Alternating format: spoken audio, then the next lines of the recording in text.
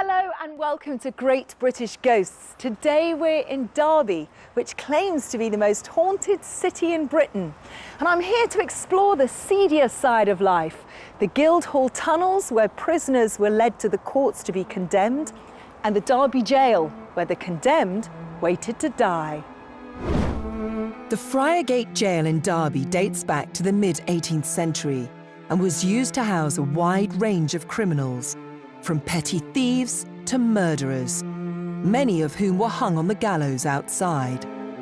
It has a reputation for being one of the most haunted locations in the Midlands and is run today by the colourful historian and author Richard Felix. Michaela, hi. Hi, Richard. I'll unlock for you.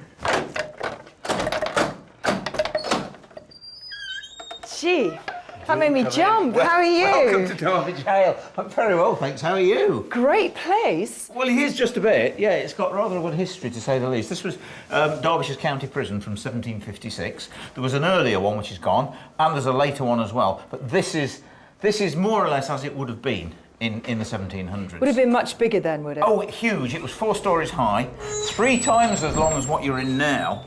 But this is the atmospheric bit. These are the dungeons underground. The doors are original, the cells, the floor, the walls, all as it would have been. A place where people would have been very miserable. Oh, just a bit. The amount of torment, death, pain, anguish that was in here is the reason that it's as haunted as it is. Should we take a look at some of the cells? Yeah, this is, well, look at this. I mean, these are original, all of ours, solid oak, 1756. This is from a debtor's cell. So this is where you'd been thrown if you owed somebody money? And you wouldn't be allowed out until you'd paid your debts. Well, how would you pay your debt if you're in jail? Very difficult. That's why there were so many suicides here, because people got so desperate in the end that they just took their own lives.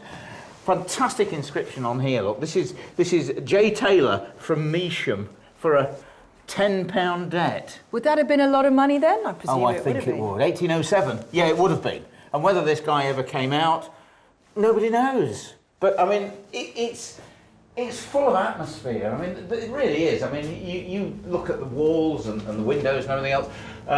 People spent their last days in here because so many of them would never have come out.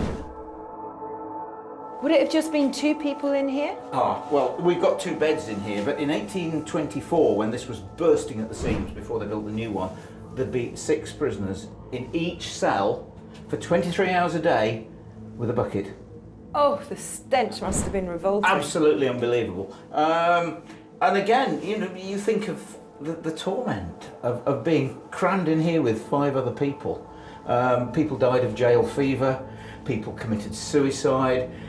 Horrible. And I personally think that it's still held, the torment and the terror is held in the fabric of the building. There's surely a ghost in here. Oh, there's lots of ghosts in here. Oh yeah, absolutely. The number of people that come in here can't stay in it, get smells of like roses and things like that, feel sick, get pushed, scratched, all manner of things. But one of the best ever, actually concerning the door, there was a builder in here, a guy called John, and he was working here on his own, and he kept feeling violently sick, and had to keep going out for fresh air. Blamed the coffee. That was fine. Came back in again, and then this huge door here actually closed on him.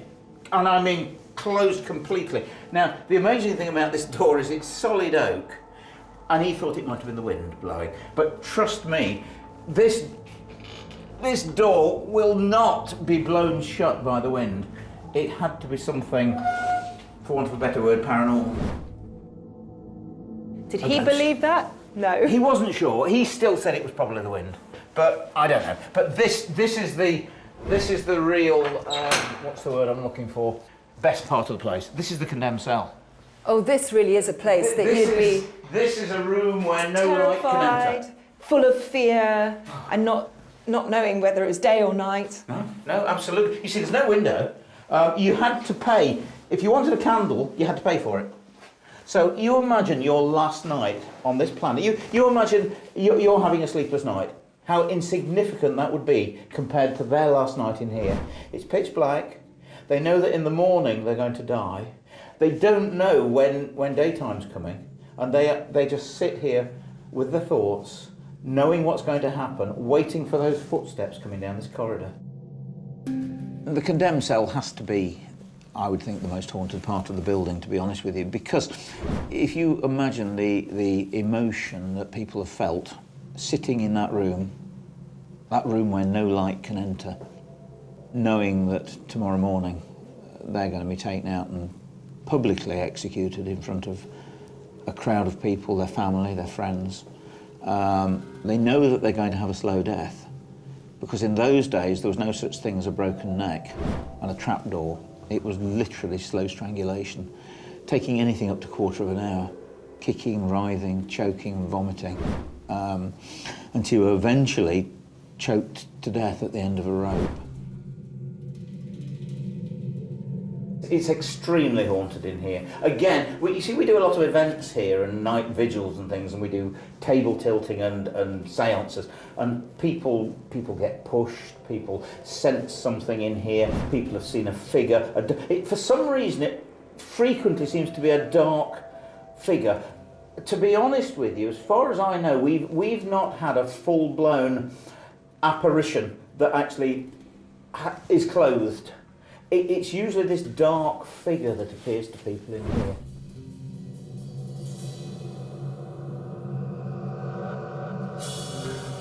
I've got a pretty good idea who it is. I mean, there's more than one. Trust me, there's lots in here. But this guy here, this is George Batty. This is a penny dreadful.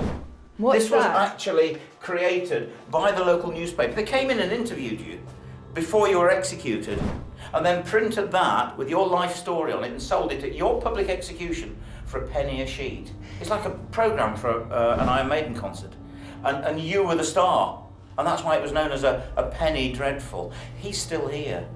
He haunts this place. Number of people that have picked him up on seances and things like that. And he was hanged for rape in 1825, the last execution to take place here in this jail. So if he was guilty, he clearly wasn't a very nice person. True, but when you read his penny dreadful, he actually went to the parents and apologised.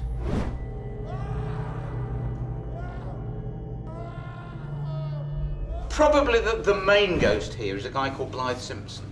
He was the jailer. He was the longest serving jailer here at Derby Gaol. He's still here. The reason he's still here is because he still thinks he runs the place.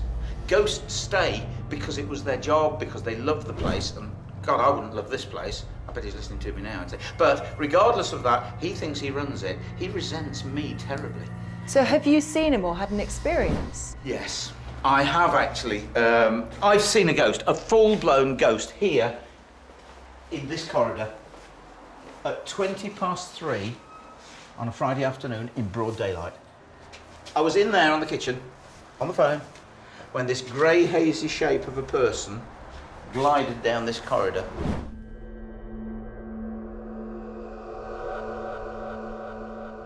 I sensed it, I saw it, and I must have seen it for something like 5 seconds gliding down this corridor while I was on the phone. It frightened me to death. I mean, really, because I'm afraid of ghosts, would you believe?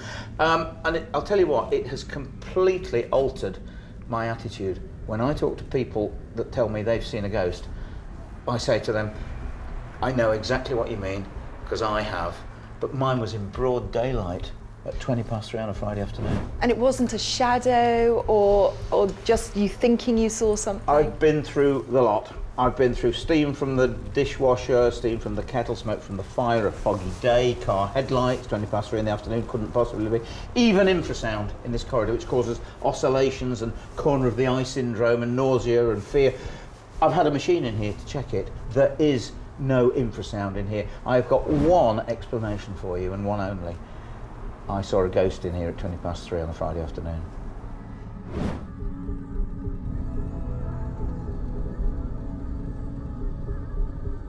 The amazing thing about this jail, and many jails in the country, it was a franchise. The jailer would actually purchase the franchise from the council and run it as a business. He ran a bar.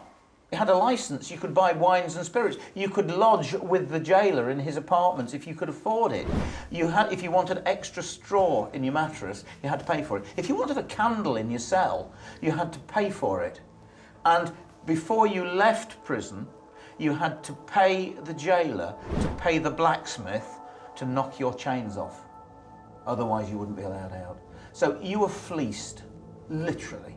Hence the fact that so many people, including debtors, never saw the light of day and either died in here of starvation or committed suicide.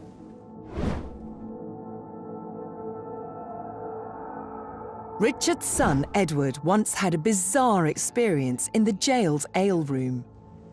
Right, I was actually here with a group of jailers from a real working jail over in Stoke-on-Trent, raising money for charity.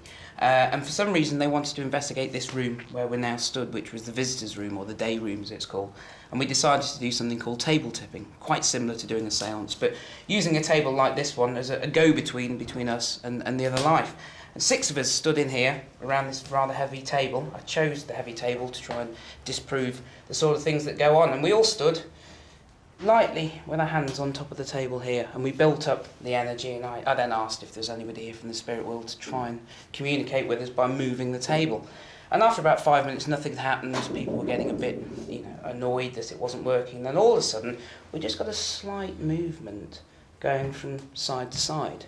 And I said, if that's the spirit doing it, could you do it more? And it built up the energy so much it started to rock from side to side, just like this table's now doing.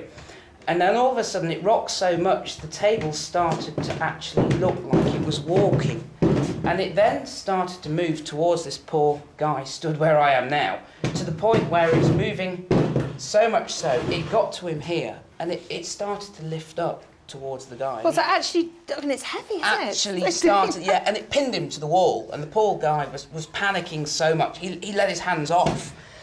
And it was still pinned up against him. And I said, has the spirit got a problem with the guy here or whatever? And it just stayed there. And he's got his hands in the air. And next thing you know, he started to shout. His shirt was moving. And we looked down, and his shirt's going in and out on his chest. His hands weren't near it. Nobody else was near him. Really, really panicking at this point. And we all saw clear as day the shirt going in and out. And he was in such a state, we said, we need to stop this. So we closed it down. The table started to drop. And he was in a bit of a state, and as we sort of started to sit down and calm down, he said he felt like something had almost had its hand on his back. And we spun him round, and clear as day, he got a handprint on the back of his shirt. Clear as day, right on the back like that, and it really, really bothered him. But the funny thing was, he was the main guy from the prison where they worked in Stoke-on-Trent, so obviously whoever was coming through that night didn't like what he did. I would say that there must be between 7 and 12 different ghosts, entities, call them what you will, that actually haunt this building. But when you think of the nature of the place and the torment and the death that went on here, then no wonder it's haunted.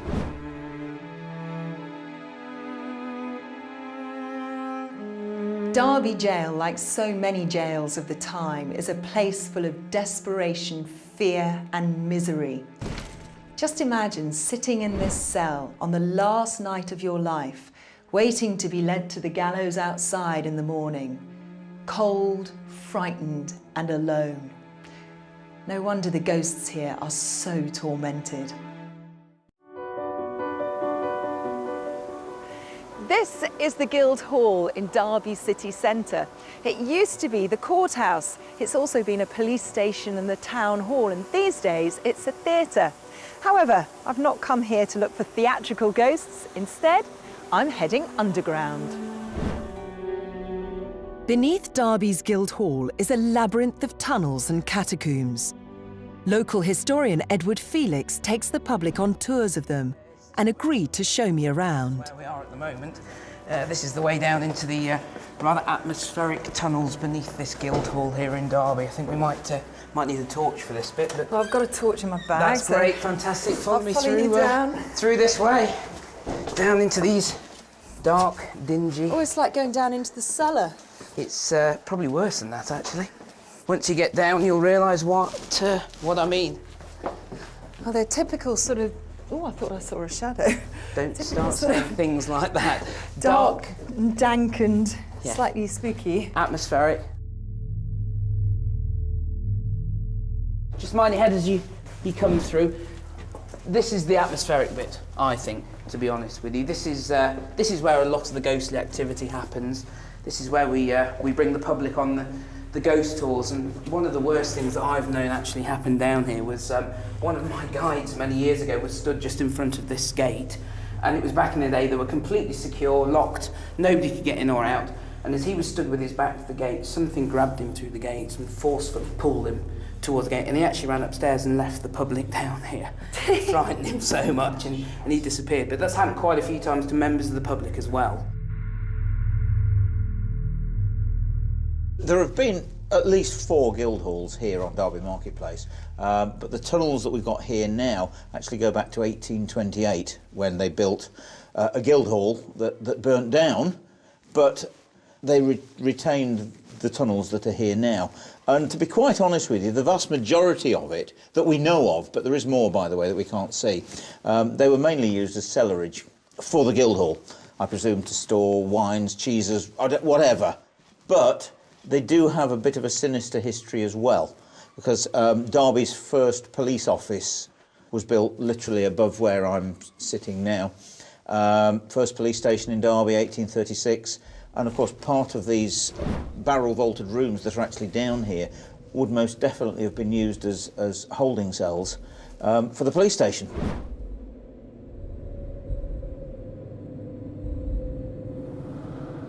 And then as we wander down this part, probably coming to my favourite story about a little boy that haunts these tunnels, probably the most notable, most mischievous soul that resides down here.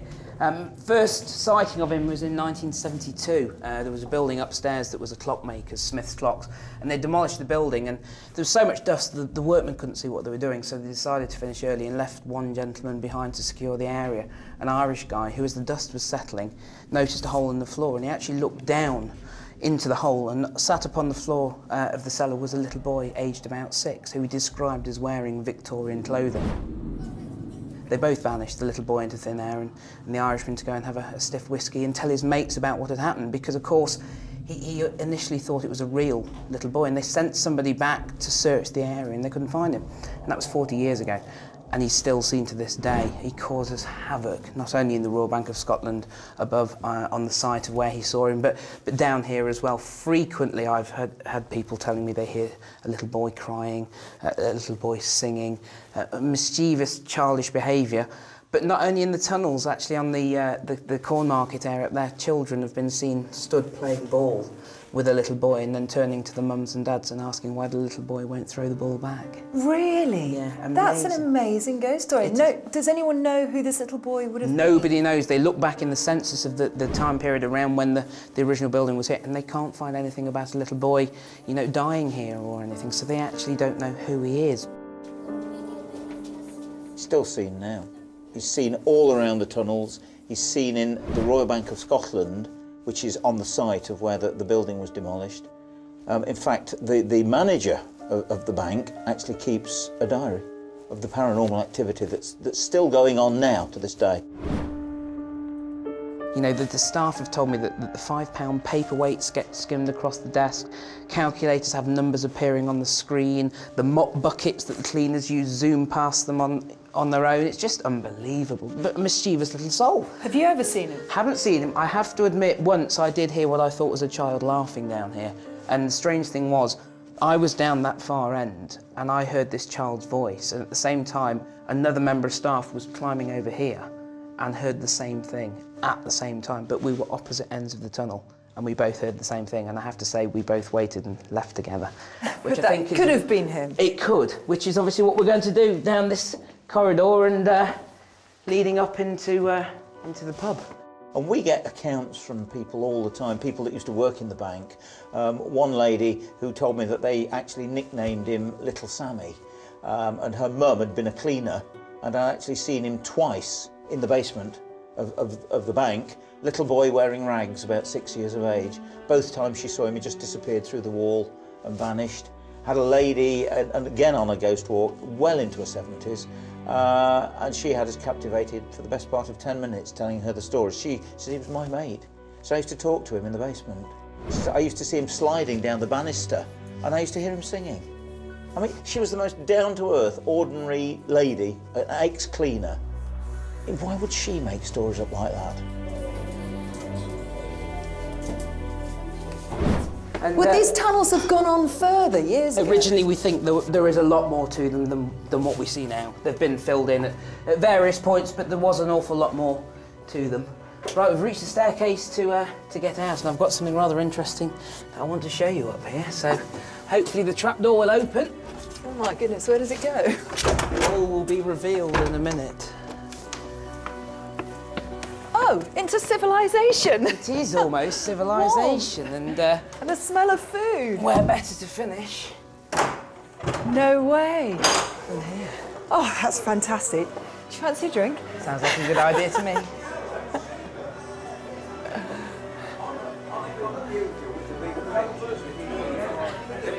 What would it be then, a pint? And a whiskey. Well, it does seem that Derby has a lot of really good ghost stories, but I think I've had enough of spirits that I can't see for one day. I'm going to enjoy one that I can. Cheers. See you next time. Bye-bye.